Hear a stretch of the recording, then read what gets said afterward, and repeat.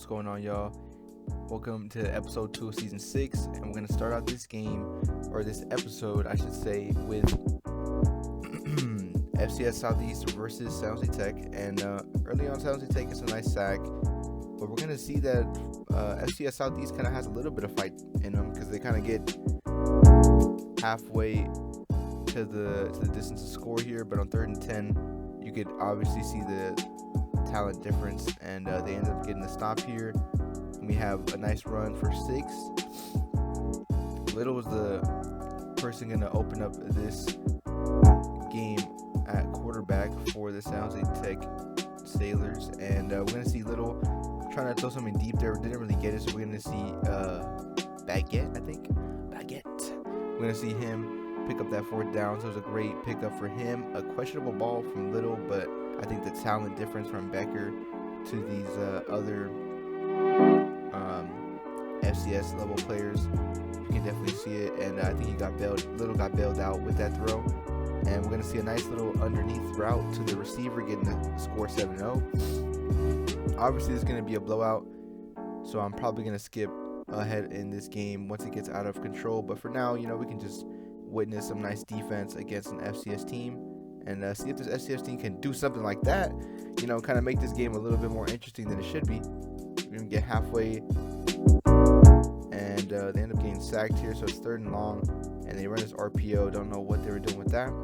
They end up getting a nice gain of 6, putting the ball away, and another huge score to put it up 14-0. I don't think they're really going to, they didn't answer back, so we end up getting another stop on defense for San Jose Tech, and end up getting a nice run. And in the red zone, another touchdown, so it's 21-0 now. We're going to see FCS Southeast kind of do a nice little draw after nearly dropping the snap for this quarterback here. 3rd and 2, and another pressure and another sack, so it's pretty much the game's going to be running away with this for San Jose Tech, but we're going to see them air it out. And oh my god, he just gets absolutely destroyed. And this is what we're talking about, like, that's just a height difference, skill difference. I mean, that is terrible. So after that absolutely insane grab from the receiver, they're just gonna continue to do this madness as they break tackles and just dominate the competition here. I mean, this is just unfair to have this level of play against each other. I mean, another touchdown, and I'm pretty sure I'm gonna skip ahead pretty soon here, because it's getting pretty bad. We're gonna see 3rd and 8, 3rd and 16, and they're trying to do something of their own. A little head top, didn't get it,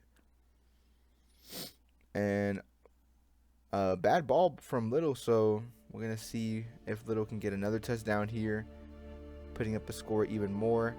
Hitting a flat for the 1st down. We're going to see the tight end kind of motion to the left side, seeing if they're in man or something. And a nice pivot route getting near the end zone. Nesbitt couldn't get in. They're probably going to run it here, and they do. Nice touchdown. And this is where I'm going to just kind of skip ahead. I mean, this is just torture for this FCS Southeast team. And with that sack is going to be the last play of the game. And obviously a good win for San Jose Tech. I mean, if they lost this game, it would be embarrassing. But 653, 10 touchdowns for Little. Pretty good game for him. And I think the next game is going to be San Jose Tech versus, I believe, Navy. We're going to check here. Oh, nope, it was Cincinnati. So Cincinnati is the next game up for San Jose Tech here. And we had to just kind of catch up on some of these San Jose Tech games because they weren't in the first episode as much. So I want to make sure that everyone gets their own spotlight here, and we're going to see 2nd and 7 for Little. They hand it off again after the successful run from the previous set of downs here, and on 3rd and 10 they're going to run once more, so they have to go in on 4th down here after the injury from Cincinnati. Little's going to look for a corner route, or a comeback route, for Nesbitt. Couldn't get it, so Nesbitt kind of has to speed up his turbo and kind of get that tackle there. So we're going to see an interception. Wow, interception. He got there. Great break on the ball from the linebacker to be all the way in the line and then just kind of come up there, getting the interception. And on 4th down, they end up trying to run. They can't get it.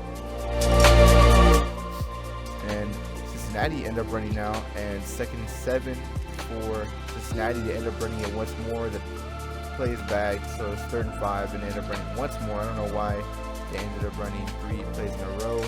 Not the greatest strategy, and they miss as well. So great defensive performance from San Jose Tech, and honestly a questionable play calls for these Cincinnati offense. I don't know who the OC is, but that dude needs to get fired immediately.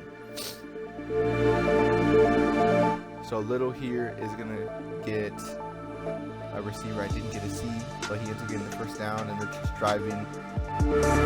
Most likely gonna get the end 1st score, and they do. And yeah, so 24 seconds left in the half for Little here. I'm gonna see if he can do anything, getting up the score. And he just takes the sack. Apparently, I didn't even know that he could do that. So he takes the sack and start up the next drive after the half is over. Nice little run started out, and Little is gonna head it off again, back to back. OCC, something he likes, two runs there. So for sure saw something. A slant goes all the way across the middle. Nesbitt finds a soft spot in the zone. And 2nd and goal here for Little after hitting his flat receiver, and they end up running once more. And that run defense was pretty sweet because they for sure have ran more than like 4 times that drive for a huge positive gain, and that rushing touchdown is no different. Defensive coordinator ends up telling his players that they like to run this QB sneak, and they said they were right.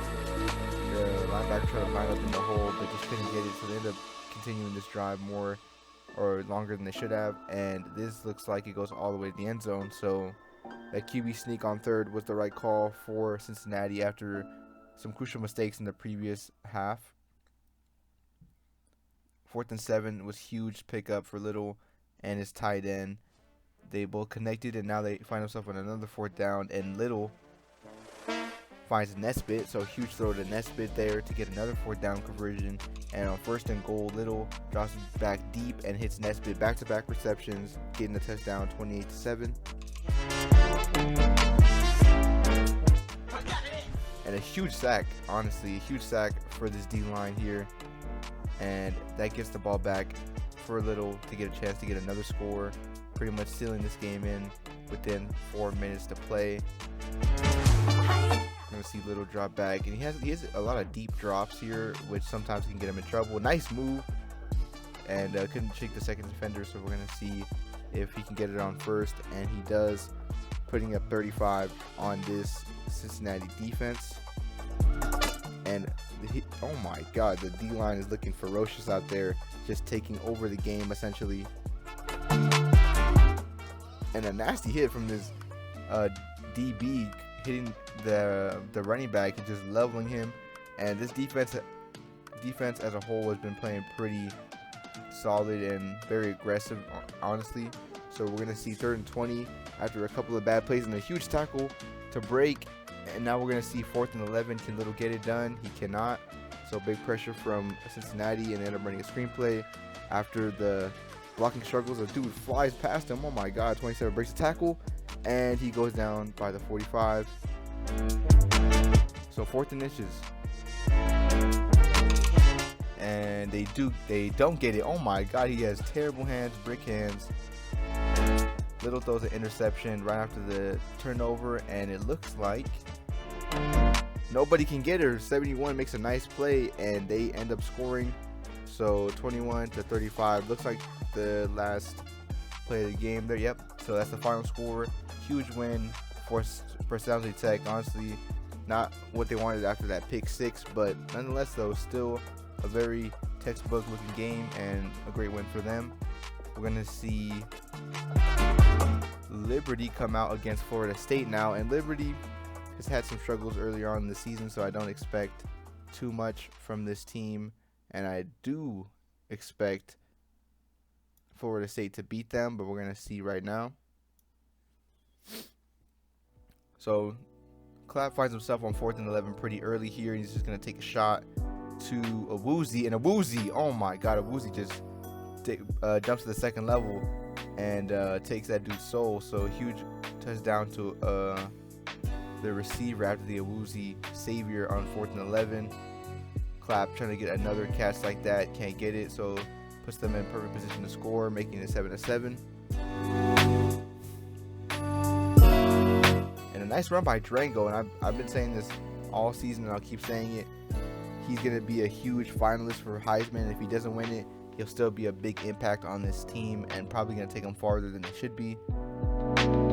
Faro, a nice move to make that dude wide open. I don't know where his defender was. He wasn't even in a 30 block radius to that guy. So huge touchdowns here. And it looks like it's going to be an air it out session for the Clapp. He's just going to keep throwing the ball, continuously scoring. And the defense had a nice job too, just giving these positions back to this offense. And Awuzie having a 2 touchdown game. Huge.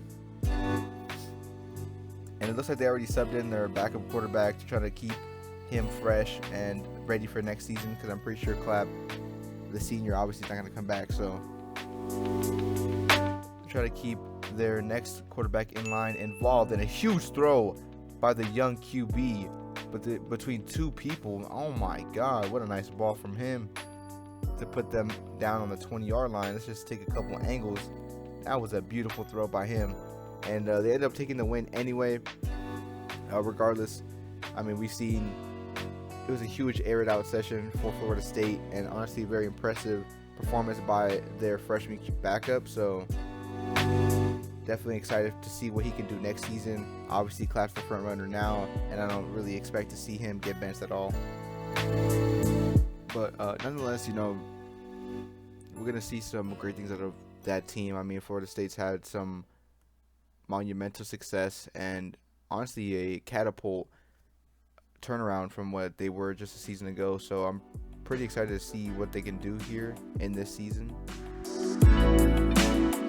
But enough on Florida State here. We have the infamous Emmett Gear going against Pasadena. If you don't know about Emmett Gear, Notre Dame has been slowly creating a very versatile on the run type of quarterback where he's just he can really sit in the pocket and pick you apart like Tom Brady, but then he can, you know, scramble out and give your defense problems. So we're going to see if Pasadena can stop that from happening in this game. We're going to see Mike Chun hand the ball off, couldn't get anything after a weird looking run, and the drive continues with Joey Bush, and we're going to find Joey Bush once again, so 7-0 to start the game out.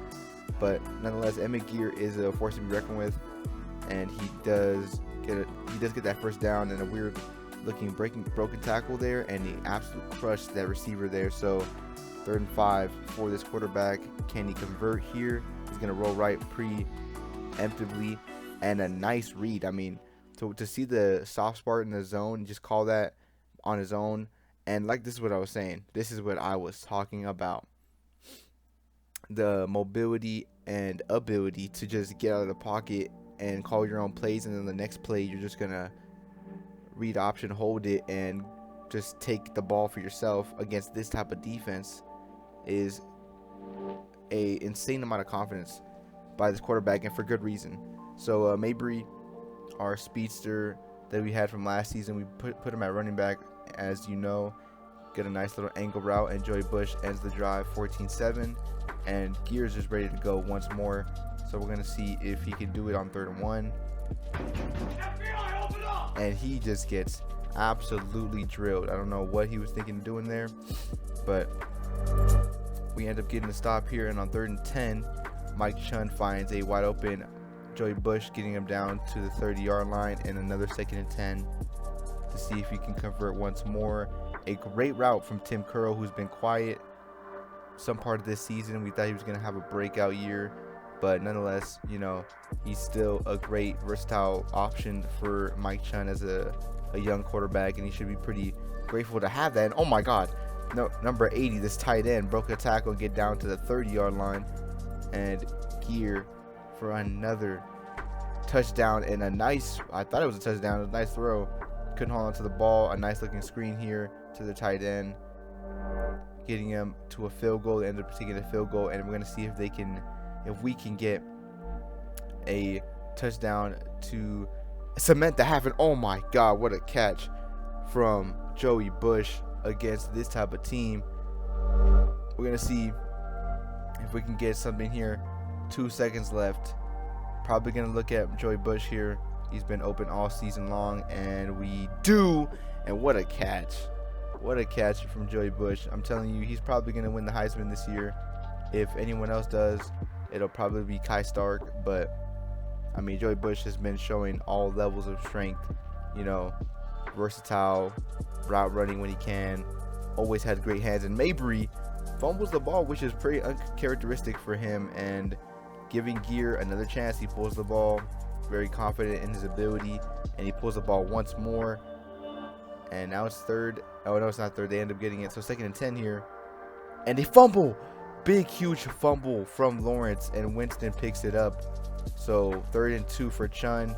Wide open Bush once again. He's been torching this defense all game long, and it's looking like it's not gonna stop.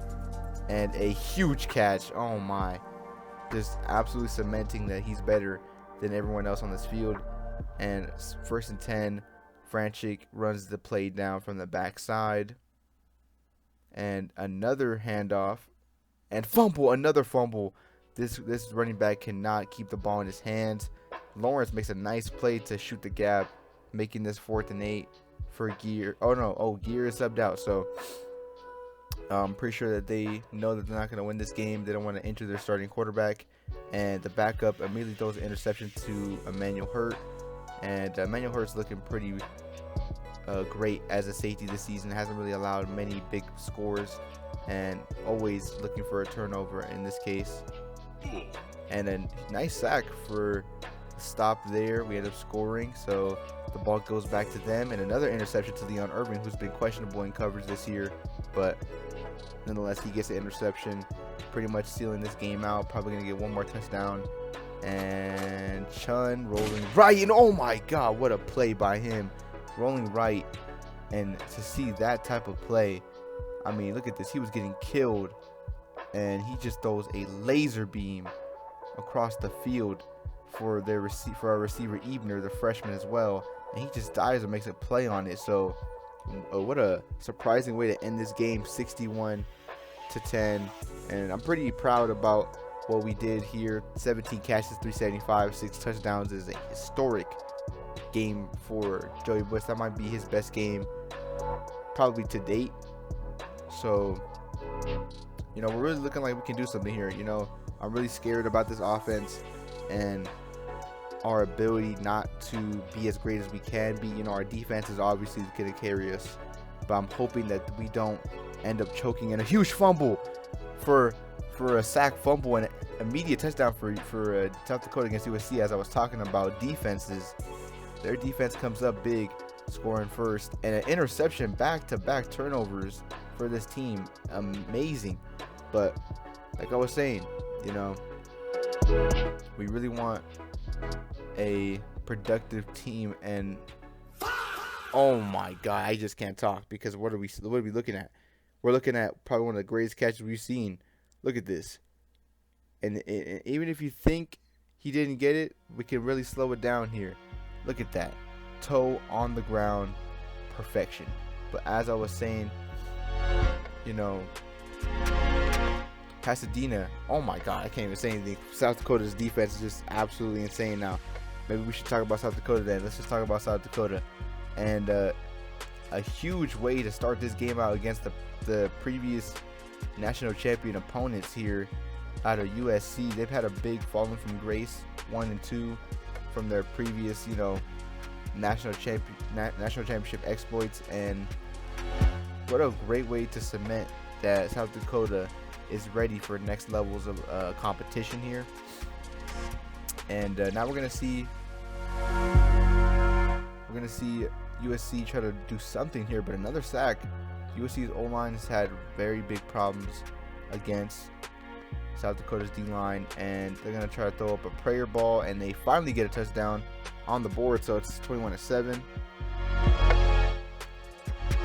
We're going to see Varga to roll right, and a huge catch just absolutely making a son out of a DB in the field there. End up scoring to cap the drive off, 28-7. They have a 3rd and 8 here for USC. And USC's quarterback's going to get sent some pressure and roll right. And he had the first down, but I think he got a little scared or something. I don't know. Maybe South Dakota's defense, sacked him a little too hard. He doesn't want to get hit anymore. Maybe he should try to play some flag football. I'm not sure. But a dot of a throw. Off-platform cross-body for Varga. And a huge play for him to get that to 35. And another sack for USC's quarterback. And USC's quarterback gets another sack and a fumble. And they pick it up for a safety. How thankful that the USC is. But still, I mean, it's pretty terrible to get that many pressures there. I mean, their O-line needs to be working up at Amazon, as Will Campbell was saying. And now we're going to see a huge throw out of a play action again. And it's looking like a slaughter. I mean, I'm not seeing anything too impressive out of USC, and almost a broken tackle for Hag. They're probably going to run this ball here to Kai Stark. And, yep. So we're going to see USC look for something else and another interception. So it is just terrible for USC. I think they got punked early on, and they didn't expect this level of play out of South Dakota here. And it's just an onslaught of just great defense. And they had this type of problem against Pasadena as well. It's just they're not like how they were in the Natty previously. And you can definitely see it. But nonetheless, 65-14, South Dakota absolutely dominated. 383, 58 completion and 6 touchdowns for the sophomore Jalil. And yeah, we're not really gonna see not many teams play good against South Dakota's defense, and for good reason. I mean, they've been a force to be reckoned with all season long, and I definitely think that they're gonna have a chance at winning the Natty this year, or at least just go deep into the playoffs. But now we got 4th and inches for Little, and a dime to Becker to get the first touchdown of the game against Navy, and 1st and 10 for Navy. Looking like to run the ball here, but not really going to work, as the skill difference you can immensely see. Another sack, so they punt the ball away. 1st and 10 for Little, drops back and hits the receiver. Don't really know how to say his name, so we're not even going to attempt it. A jet sweep to a receiver looked like a tight end, though. That dude was slow as hell. And a dime. They had another wide open receiver, but he just wanted the path of most resistance there. 4th and inches, great pressure from I almost said Notre Dame, from Navy, and their famous pitch and throw, and it doesn't really work. And on 3rd and 1, they try to do some little QB sneak, doesn't work either. So Nesbitt to return this punt. And Nesbitt breaks a tackle and finds a lane, and finds another lane. He's gone.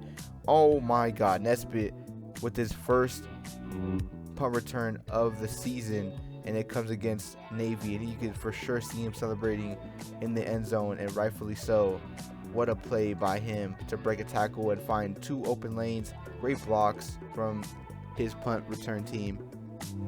And now we're going to see, after the defensive stop, we're going to see Little and company kind of get this well-oiled machine of an offense to start to go. We are at this point having high hopes out of San Jose Tech. I mean, they for sure started up better than Florida State, even though Florida State this season, I believe, is better than San Jose Tech. They've had a much faster start. So we're going to see if they can continue this progress. I mean, what a great play out of this defensive back, or this linebacker, to just break on the ball and make a breakup, making this 3rd and 10. But like I was saying, nice interception to get this turnover. But as I was saying, though, San Jose Tech at first was way faster to turn around the culture of their winning program. But now we're going to see a stronger, more versatile Florida State team. So we're going to see if San Jose Tech can continue this progression, or they're going to have a little bit of a dip before they can really take it to the next level with a possible Natty appearance. But looking pretty strong against Navy. I mean, Navy's nothing to speak about in skill terms, but still dominating performance as they should be. 45-17, and another drop pass, and that seals the win, their 4th win of the season. And now we're gonna have the 5th game of the season for South Dakota here, and looking pretty hype. Ole Miss and South Dakota do have a past. Both of them have played very competitive against each other, and this game is no different, because as soon as they start out, Ole Miss throws a heater to the seam, juice that safety, and he's gone 7-0. And Varga is for sure lit up on all cylinders as well, and he starts this game out with a 2-pass touchdown. So it's pretty quick, and it looks like another quick drive for Ole Miss, hitting a huge play here. And number 10, the quarterback scrambles for a 3rd and 2. Try to run the ball, they don't get it, but on 3rd and 11, Varga tries to do a play action pass, couldn't, get sacked, and on 4th and 18, drop pass to get the 1st down. And 3rd and goal, they end up trying to get a field goal here, and they do, 10-7. So like I said, this rivalry is nothing but competition. And look at this, I mean, just quick scoring on both sides. 14-10 now, and Ole Miss, pretty good read from the quarterback. I think 83 was his lost, intercepts the ball. 3rd and 2 for their famous RPO. Walters gets down to the 20, end up scoring there. And now we're gonna see the running back absolutely moss Loudermilk, and Loudermilk gets stiff-armed as well. Oh my god. So now we see on the 21, Ole Miss throwing another heater. 2nd and goal, Ole Miss looking for something, wide open man, and like I said, man, nothing but competition. So another score from South Dakota, and now it's 28-17. A drop pass from Ole Miss, stopping their momentum, and a huge play to Kai Stark after the PI, and they're gonna play action again.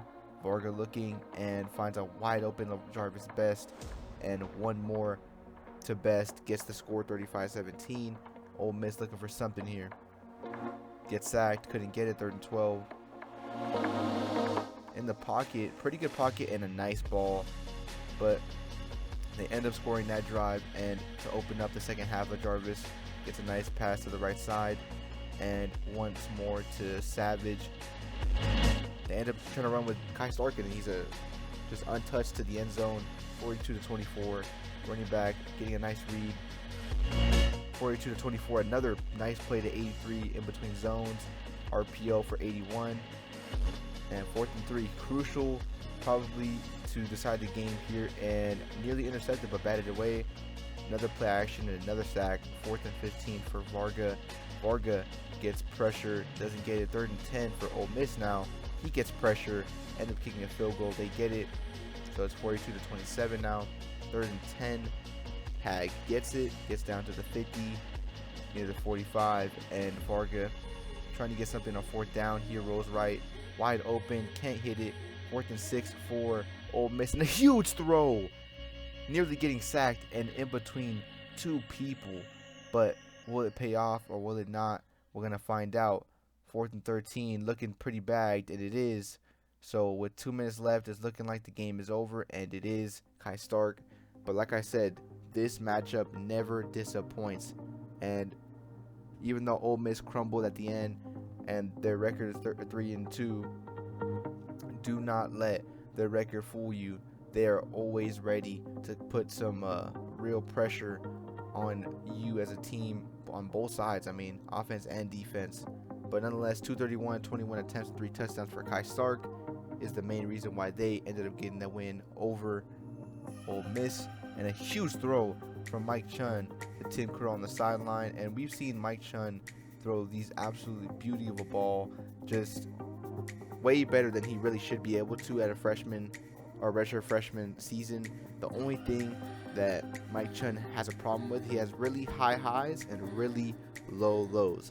I mean, you could see him throw a pass on the back right corner or left corner of an end zone against 2 people, but then the next minute he can't hit a drag route on 4th down. It's just really inconsistent. But nonetheless, it's 14-0 against Oregon early on, and a nice RPO. 1st and 10 makes it 1st and 10 again.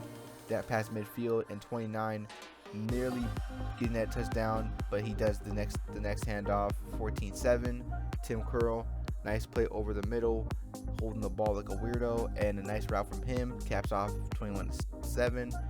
We're gonna see Denton York was the old QB, as we've seen in the last episode, him playing South Dakota, and now he's playing his old team, Pasadena, and it's looking like an absolute decimation. You know, we made the right call, sticking with Hart instead of York, and now in York's senior season, we're just going to be putting paint on him. I mean, look at this. Yep, 3 guys just hitting him, not much to do, and what a ball. I mean, what a pass. Beauty of a ball there, and another beauty, making this 35-17. Joey Bush kind of running off the end zone, walking off, I mean, with some, you know, definitely confidence, and, you know, a little bit overzealous of him, but it doesn't really matter. I mean, 35-7, he can be a little cocky. And Mike Chun tries to throw to Bush once more, and he does, and he's just living up the moment. I mean, he knows that this is his season, and you could definitely see it. I mean, he's just taking over the game once again and again. A nice run from 29, though, as we've seen against South Dakota. He definitely has the moves, and Denton York trying to do something against his old team, but, you know, we moved off of him for a reason. He's a slow processor. He's a left-handed quarterback that doesn't have mobility, and overall, he's just not a quarterback that was ready for our system. And, you know, Oregon thought that he was ready for their system, but, I mean, they're down 40 points, and you can see why, you know. But I'm glad that we got Mike Chun in the transfer portal, and Joey Bush, huge, or transfer portal, I think, never mind, not transfer portal. We got him out of the recruiting class, but we just redshirted him. But nonetheless, though, huge blowout win for us against Oregon. And that's going to wrap it up. 10 catches, 270, and 6 touchdowns. In the next episode, we're going to see more and more improvement, and we're going to really see who are the true contenders and who are the pretenders. But nonetheless, after that, I just want to say, stay tuned. Let's go Packers now.